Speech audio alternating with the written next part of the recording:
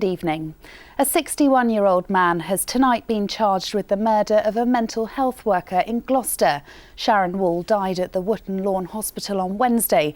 It's thought she was stabbed in the back. A post-mortem examination found the knife had gone into her heart. Ryan Matthews, who's from the city, is due before magistrates tomorrow. Next, and the world's largest military air show is underway in Gloucestershire. It's the first time that the Royal International Air Tattoo has opened on a Friday. The Prince of Wales joined celebrations marking the 50th anniversary of the Red Arrows. Here's Ken Goodwin. Battered and bruised, the South West takes another beating. Jerome Leopold runs the Devonport Inn in Kingsand. He, along with 20 other homes, had to evacuate last night. The wave was crashing against the wall and they were pushed way over the wall. As you can see, the sign is missing, so it's quite a lot of wind as well as the water. There's a lot of wind. We try to fix as much as we can, but we don't know if it's going to hold or not. The tide may have died down, but now the village is seriously worried that this clock tower could collapse.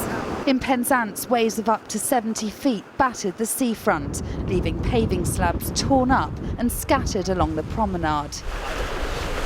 Now, for the first time, members of the TA based here in the Westcountry, known as the Army Reserves, have been issued with the same nighttime spying kit as regular soldiers. The equipment's worth millions of pounds. It's part of the government's plan to bring reservists up to speed with their full-time counterparts. Now, in the second of our special reports from Cyprus, Francesca Carpenter joins 6 rifles and regular soldiers from Exeter as they gear up for a nighttime mission. Some distance from the enemy position, troops from the Westcountry set up camp. They rest and prepare for the next stage of their training here in Cyprus. The soldiers will shortly have to carry out a spying mission in the dead of night to gather intelligence for tomorrow's final assault. We're very close to the enemy position at the minute, and the reason we've come here is basically just to admin ourselves, get a little bit of rest, get a little bit of food down our necks, and then deploy onto reconnaissance patrols of the enemy positions. But before their mission, they must eat. Well, the sun's just set here and these guys are setting up camp for the night. And one of the first things they'll be doing is having a bite to eat out of one of these, a 24-hour ration pack, which I've managed to get my hands on. So let's have a little look inside and see what treats they've got in store. Well, firstly, we've got Mexican tuna pasta. It comes in a squidgy packet. The idea is you boil it in a bag for around 5 minutes. And you can eat it straight out of the packet. For pudding, we've got apple turnover at 320 calories. Now, these guys need to eat around 4,000 calories a day. That's about double what you and I eat.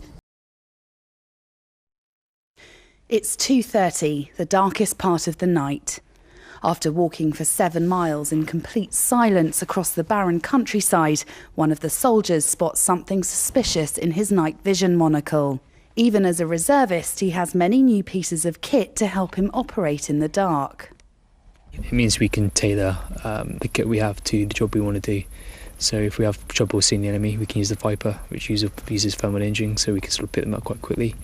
If I want to mark a target to show my guys, I can use a laser on the LLM. Next, the story of a dog apparently left abandoned at Glastonbury Festival touched the hearts of people around the world and even prompted Dolly Parton to say she'd like to adopt her.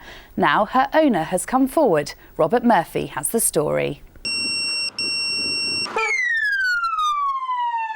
On the ground and ready to respond are Coast Guard rescue officers.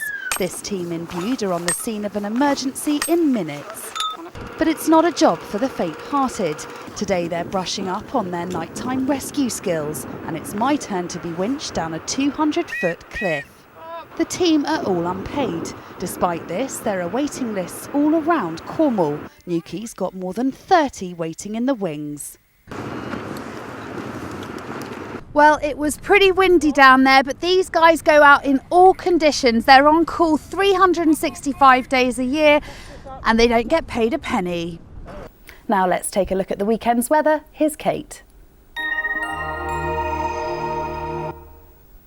And that's all from us. There's plenty more news on our website. We'll be back tomorrow evening at 6:35, but from all of us here on the Late Team, have a good evening. Good night.